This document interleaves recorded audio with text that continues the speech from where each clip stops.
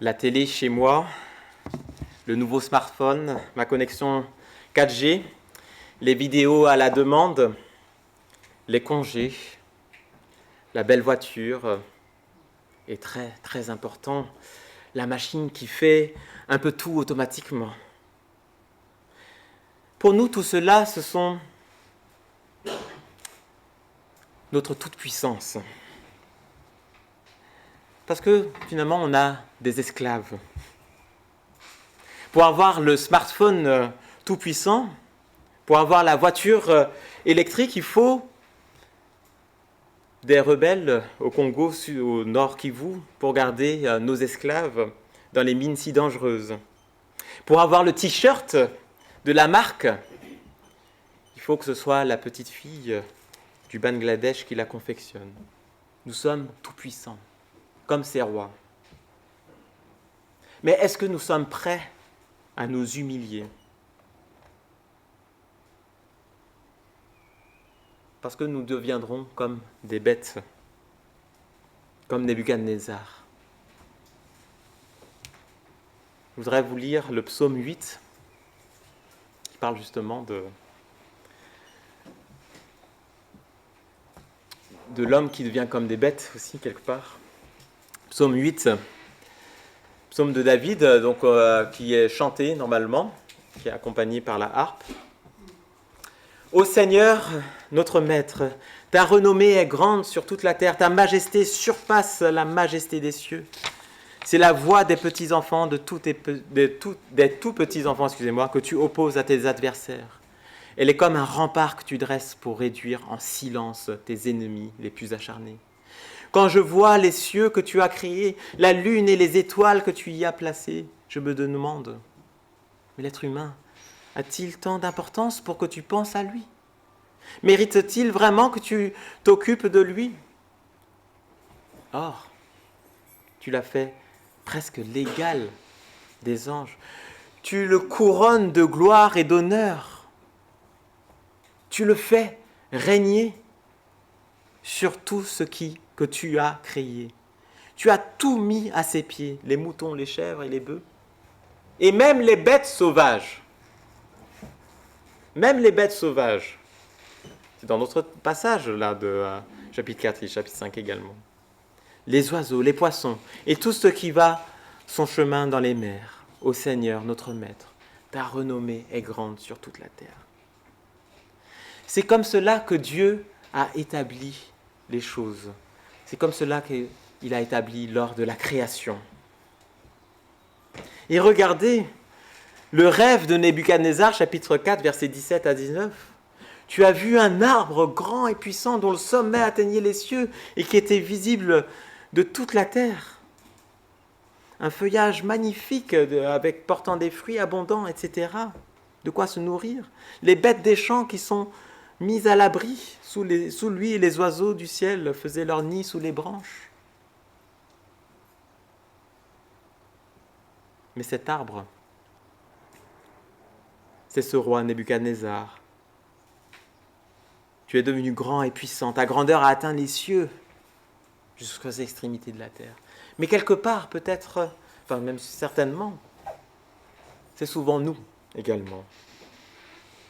Comme je l'ai dit, on ne peut peut-être pas effectivement régler tous les problèmes de la terre. Et même cette question que je l'ai dit quand même, c'était un peu dur à entendre par rapport au smartphone et au t-shirt. Quelque part, c'est vrai, on vit dans un monde qui est comme ça. Mais est-ce qu'on s'en rend bien compte que nous sommes ces personnes-là qui dominent? Nous avons des personnes en ce moment même qui souffrent et probablement nous aurons dans notre poche ou sur nous des marques de ce qu'ils font là en ce moment. Et donc, là où je veux en venir, c'est que cet arbre qui est si grand, qui peut nous représenter aussi, mais comme ça a été pour Nebuchadnezzar, et comme ça l'a été également pour le roi Belchassar, ce n'est qu'un faux semblant, qui peut durer très longtemps, mais ce n'est qu'un faux semblant. tu as la vie extraordinaire, tu es fort, etc. Mais regardez, chapitre 5, verset 25, l'inscription a été tracée, menez, tekel, par saint. Dieu a compté ton règne. Il t'a pesé, tu ne faisais pas le poids. Ça peut être cette conséquence. Le roi Belchassar, tué, il est mort. Mais pour Nebuchadnezzar, c'est différent. Il a compris qu'en s'humiliant devant Dieu, malgré la toute-puissance, eh bien, Dieu est là avec lui et il l'a restauré. Et donc, c'est cette espérance que je voudrais vous donner aussi, encore aujourd'hui. Nous avons une grande espérance en Dieu, d'être rétablis encore même plus grand. Mais pour cela, il faut passer par cette humilité. Comme Jésus l'a fait, il est allé quelque part comme une bête sauvage. Une foire où tout le monde pouvait aller le voir crucifié en train de porter sa croix.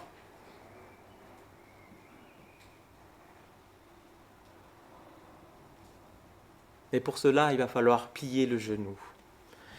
Malgré tout le confort de vie que nous avons, nous devons plier le genou.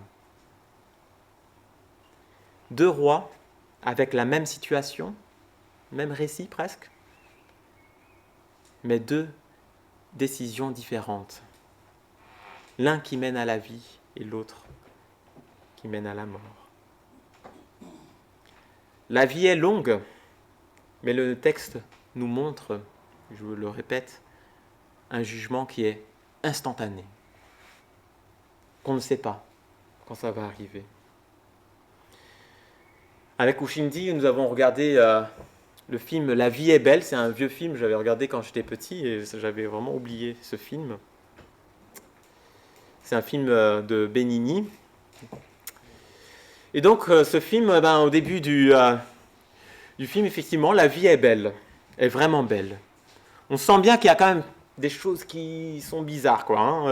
Pour tout vous dire, en fait, on est au moment de la Deuxième Guerre mondiale, en Italie en plus. Donc voilà, vous pouvez vous imaginer ce qui peut... voilà. Mais voilà, c'est le début de la guerre quand même, donc voilà, pour plusieurs personnes, tout va bien.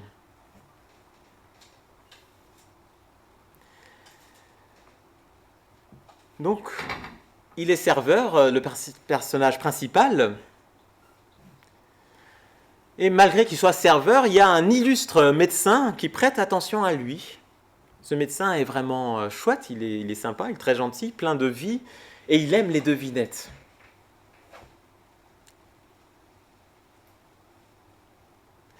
Mais ce serveur, qui est le personnage principal, il se trouve qu'il est juif en fait.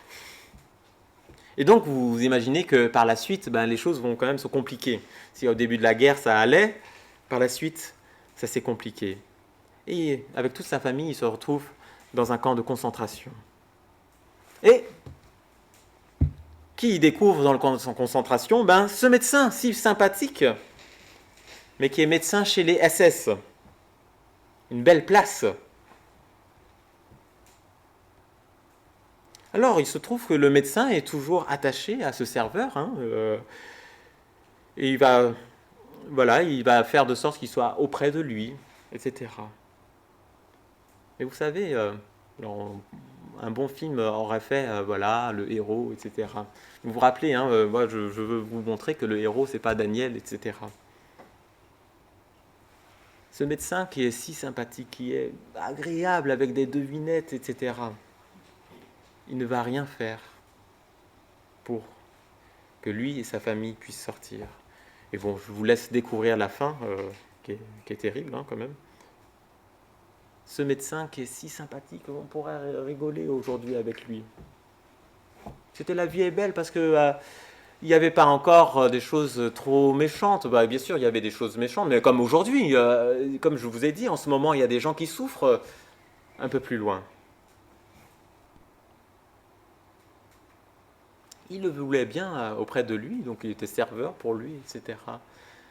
Mais il est resté dans ce camp de concentration jusqu'à la fin de sa vie. ce médecin si agréable, et pourtant, sans se rendre compte même, il ne va pas l'aider pour sortir de ce camp de concentration. Il ne voit pas dans quel monde il vit, ce médecin. Celui qui ira en enfer n'est pas forcément le plus grand des méchants. Et on voit avec le roi Belchassar que c'est quelqu'un qui tient parole. Il semble même assez bienveillant envers Daniel. Il va lui donner les tenues tuniques, etc. Mais Belchassar est incapable de s'humilier devant Dieu, est incapable d'être au service réellement de l'autre, de s'abaisser pour l'autre, incapable de s'humilier devant Dieu.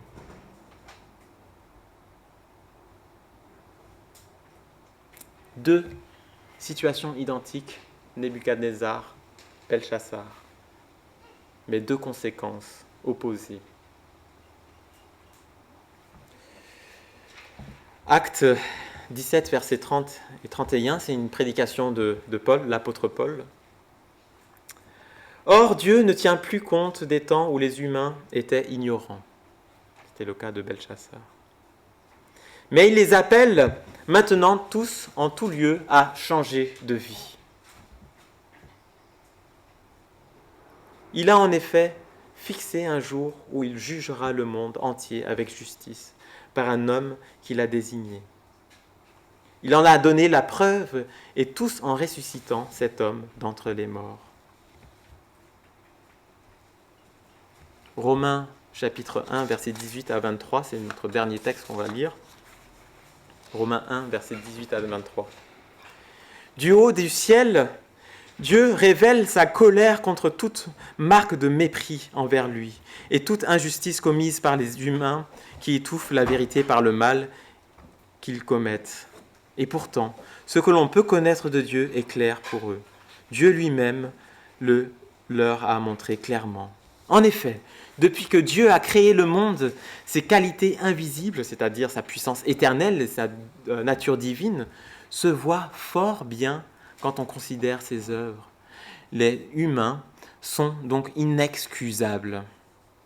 Ils connaissent Dieu, mais ils ne l'honorent pas et ils ne le reconnaissent pas comme Dieu. Au contraire, leurs pensées sont devenues stupides et leur cœur insensé a été plongé dans l'obscurité. Ils se prétendent sages. Mais ils sont fous. Au lieu d'adorer la gloire du Dieu immortel, ils ont adoré des statues représentant un être mortel, des oiseaux, des animaux et des reptiles. Vous voyez, beaucoup de liens avec ce passage également, et les passages de chapitre 4 et 5 de Daniel. C'est un message qui est dur à entendre, bien sûr, ce jugement, mais en même temps rempli de promesses. Et je crois que c'est vraiment pour nous-mêmes que nous voulons avoir ce message. Qu'on n'est pas là pour rigoler avec Dieu, simplement, même si on peut avoir cette vie comme ce médecin qui est rayonnant quelque part. Mais ce n'est pas ça qui compte premièrement dans la vie. Il faut savoir être capable de s'humilier, savoir être capable à prendre en considération notre prochain, à prendre en considération la personne qui est dans la souffrance, même peut-être des gens qu'on n'aime pas.